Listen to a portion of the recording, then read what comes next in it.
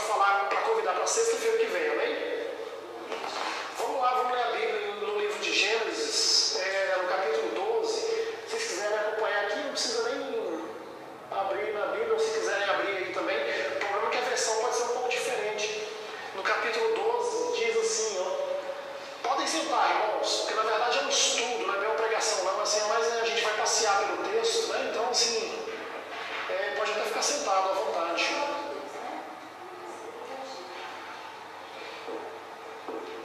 No capítulo 12, que diz assim: ora, o Senhor disse a Abrão. Quem conhece, quem sabe quem é Abrão? Pai da fé, é o pai da fé. Até o capítulo 11 aqui do capítulo 11. Se tiver sua Bíblia aqui para mostrar, mas não tem. Do capítulo 11, deixa eu só pegar aqui para mostrar para os irmãos. Com licença. Irmãos, não vai ser demorado não, tá bom? É no máximo 90 minutos de pregação.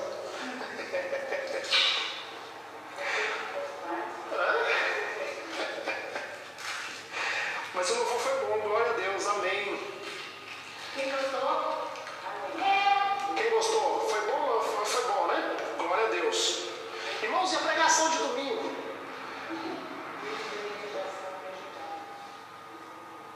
Hinos que eles sabem ajudam, eles ajudam melhor, quem sabe, quem conhece.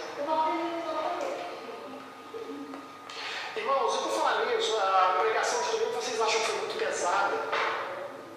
Dramática? Assim, o título, eu realmente acho também que o título foi um pouco pesado. Embora eu acho que seja a realidade de muitas pessoas. Vocês acham que foi pesado? Foi assim... Foi um pouco. Você estava aqui, né, irmão Malene? É verdade, você estava e foi pesado, né, irmão Malene? Um pouco pesado. Jesus, misericórdia.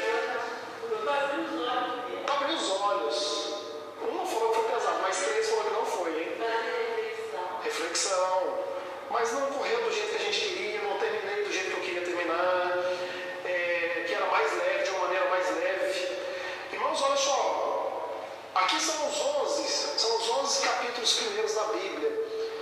Até aqui tem muita história, muita coisa contada, que talvez o espaço de tempo, digamos que isso aqui toma não sei quantos mil anos de história, e isso aqui toma menos tempo do que isso aqui, ó, do que esse pouquinho da Bíblia aqui.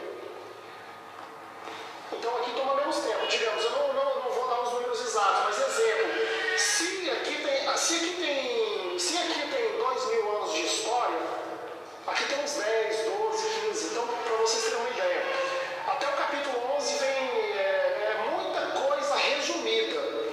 Aí do capítulo 12 para frente começa as coisas com mais detalhe. Deus fala no capítulo 12, ele chama Abrão, um homem chamado Abrão, que é nada mais, nada menos, ele vivia nada mais, nada menos do que ali, para vocês terem uma ideia, que hoje é Ur dos Caldeus, perto de Bagdá.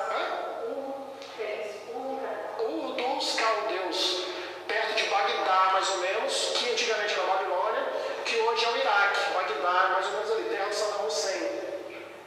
E dizem que Abrão, aí a história diz, aí nós temos hoje um país chamado Israel. E esse país chamado Israel nasceu desse homem aqui, desse homem chamado Abrão. Deus tirou esse homem do Iraque, viu, não se sabe qual qualidade, tem gente que fala que ele era um bom idólatra, né? Tem pessoas que falam que Abraão era um ótimo idólatra, e Deus viu essa qualidade nele e falou: se ele dá conta de adorar outro Deus, é porque não me conhece, mas se me conhecesse, ia ser interessante, porque ele sabe adorar. Então talvez esse é um dos motivos por Deus ter escolhido Abrão ali em Ur dos Caldeus. E dali, de Abrão achou mulher, nasceu Isaac, foi quem eu preguei aqui semana passada, que teve 2 filhos também, Esaú e Jacó. Aí Jacó já teve 12 filhos, e os 12 filhos de Jacó, que inclusive Israel foi o filho foi quando Jacó, que é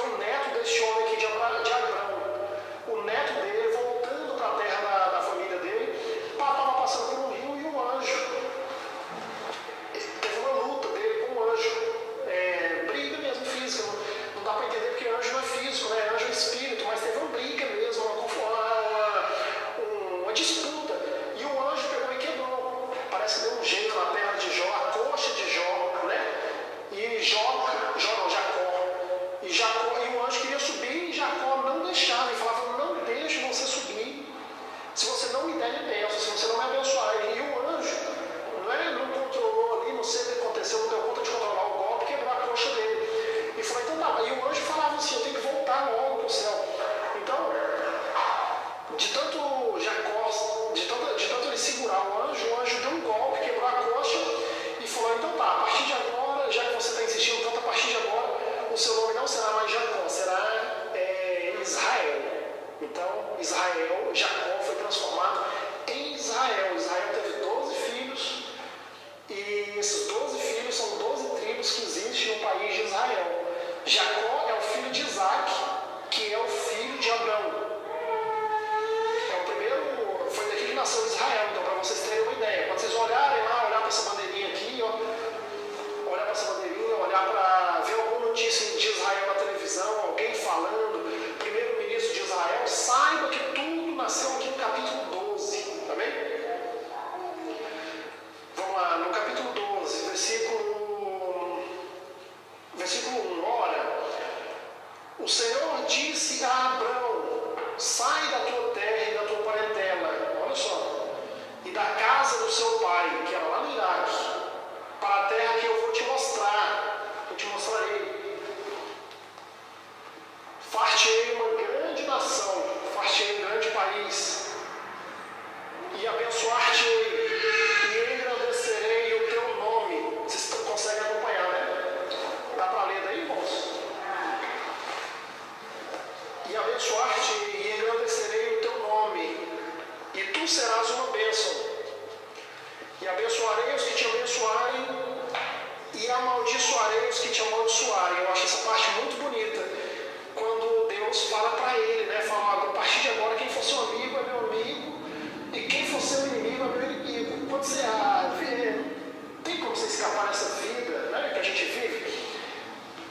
Uma hora ou outra você entra numa confusão, né? Até meio que seja por um motivo ou por outro.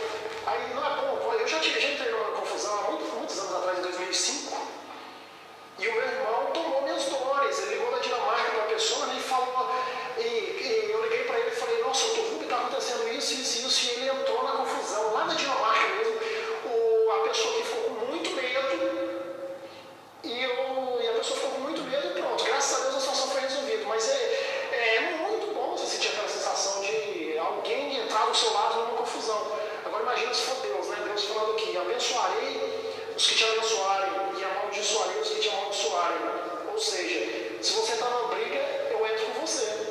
Se a pessoa gostar de você, eu vou gostar dela. Se a pessoa não gostar, ela vai ser minha inimiga. Não é muito bonito ver isso?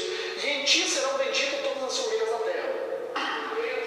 Pronto, parte amarela. Em ti serão benditas todas as famílias da terra. Isso é um chamado. Isso aqui, irmãos, é um chamado de Abraão.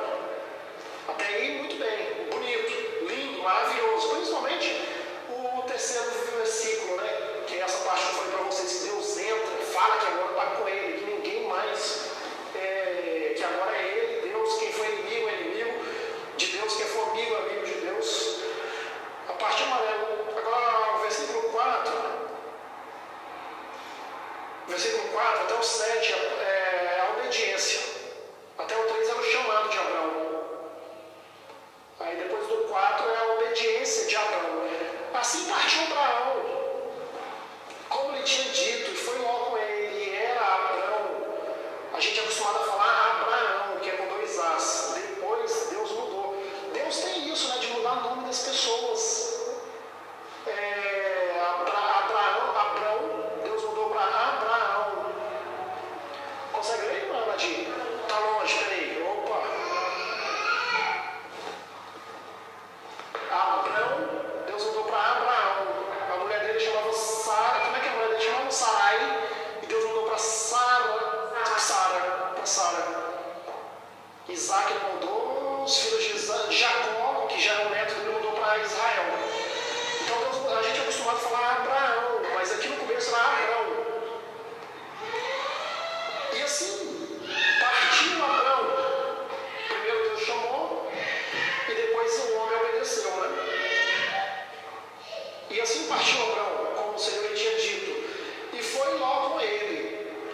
sobrinho.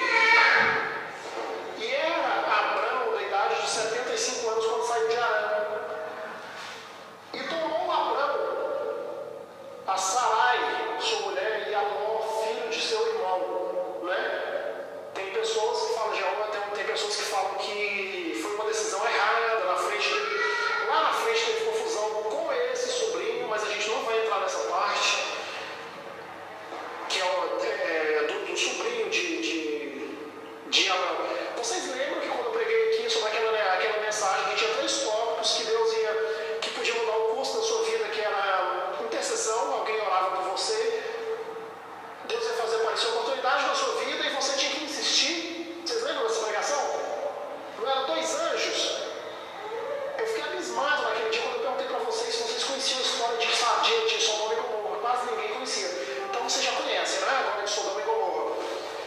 Não descia 2 anjos para salvar um homem chamado Ló? Olha ele aqui, é ele, sobrinho de Abraão. Então olha esse homem aqui, ó.